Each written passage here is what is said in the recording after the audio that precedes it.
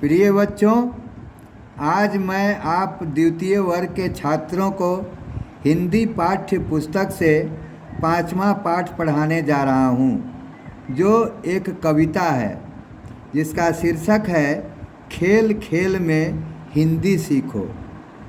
अब सवाल है कि हिंदी क्या है। तो आप सभी जानते हैं कि हिंदी एक भाषा है और यह हमारी मातृभाषा भी है। मातृभाषा जो हम अपने माँ के गोद में सीखते हैं, जो माँ हमें अपने गोद में लेकर हमें सिखाती हैं जिस भाषा को, उसे हम मातृभाषा कहते हैं। और यह प्रायः पूरे हिंदुस्तान की भाषा है, पूरे हिंदुस्तान में इसे बोली जाती है, इसीलिए इसे राष्ट्रभाषा भी कहते हैं। तो आज उन्हीं राष्ट्रभाषा या मातृभाषा हिंदी के बारे में बताते हुए इस कविता को पढ़ाने जा रहा हूँ। इसको ध्यान से सुनेंगे और इसको अच्छी तरह से संगीतमय ढंग से पढ़ने का और याद करने का प्रयत्न करेंगे।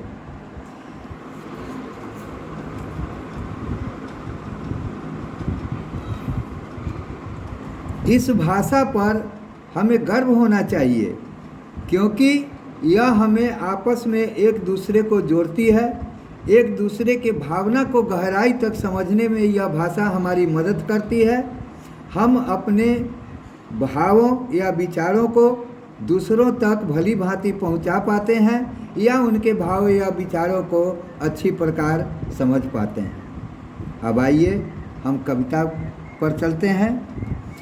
यह मेरी हिंदी की पुस्तक, जो हम पढ़ रहे हैं वो आपकी हिंदी की पुस्तक है।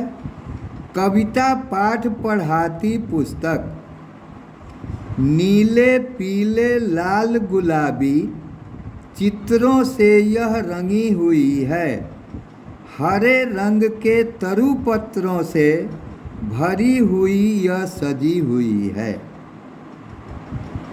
किसी वृक्ष पर पक्षी कुंजें, कभी इधर मुड़ कभी उधर मुड़, पेड़ों की छाया के नीचे हिरनों की यह पात सजी है। बंदर भालू नाच नाच कर, कोयल मीठे गीत सुनाकर अपनी बोली में है कहते, अरे बालकों खेलो कूदो, हंसते गाते पुस्तक पढ़ लो, खेल खेल में हिंदी सीखो।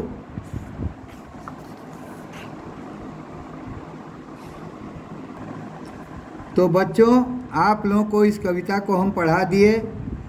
अब आप इस कविता के बगल में देख रहे हैं कि एक तस्वीर दिया गया है, एक चित्र दिया गया है। इन चित्रों के द्वारा हिंदी को सिखाया गया है कि हिंदी हम कैसे सीखें, कैसे शब्दों को उचित स्थानों पर रखकर उन्हें पढ़ें, उन्हें सजाएं और उन्हें लिखें। तो यह जो पुस्तक आपकी है, ये हिंदी की पुस्तक है और इसमें आपको कविता पाठ पढ़ाई गई है। आप यहाँ देख रहे हैं कुछ रंग बिरंगे चित्र बने हुए हैं, कुछ नीले हैं, कुछ पीले हैं, कुछ लाल हैं, कुछ गुलाबी हैं, कुछ हरे रंग के हैं। तो चित्र में यह रंगी हुई है और यह भरी हुई भी है उन चित्रों से, और ये एक तरह से सजी हुई भी है। इन चित्रों को देखते हुए ही इस कविता को भी लगभग बनाया गया है। किसी वृक्ष पर पक्षी कुंजे, यहाँ देख रहे हैं कि वृक्ष दिया गया है जिस पर पक्षी भी दिखाए गए हैं। तो किसी पर पक्षी कूंजते हैं, अर्थात बोल रहे हैं। कभी इधर मुड़ कभी उधर मुड़, वो पक्षी कभी इधर मुड़ते हैं तो कभी उधर मुड़ते हैं। पेड़ों की छाया के नीचे हिरनों की यह पात सजी है।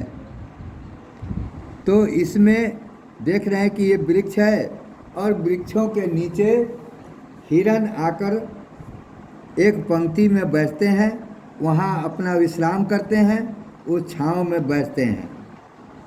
बंदर भालू नाच नाच कर, कोयल मीठे गीत सुनाकर। भालू बंदर आकर क्या करते हैं कि उस वृक्ष के छाया में बैठकर कूदते हैं, फादते हैं, नाचते हैं, और कोयल मीठे स्वर में उन वृक्षों पर बैठकर गाती रहती हैं, कुकू की ध्वनि लोगों को सुनाती रहती हैं। अपनी बोली में है कहते, वे अपनी बोली में क्या कहते हैं? अरे बालकों, खेलो कूदो, कि वे हमें खेलने और कूदने के लिए कहते हैं। हंसते गाते पुस्तक पढ़ लो, और ये भी समझाते हैं कि सिर्फ खेलो कूदो ही नहीं, बल्कि खेलते कूदते हंसते गाते इस पुस्तक को भी पढ़ लो। खेल खेल में हिंदी सीखो। इससे क्या होगा कि तुम्हें पुस्तक पढ़ने आ जाएगा, हिंदी सीखने अर्थात इसको बोलने, लिखने, पढ़ने, सारे चीज़ों का ज्ञान अच्छी तरह हो जाएगा। तो इन्हीं सब बातों को ध्यान में रखते हुए आप बच्चे इसको ध्यान से पढ़ने का, याद करने का और इसे अपने कॉपी में लिखने का जरूर कोशिश करेंगे। और उन्हीं कविताओं से संबंधित कुछ नीचे प्रश्न, खाली स्थान और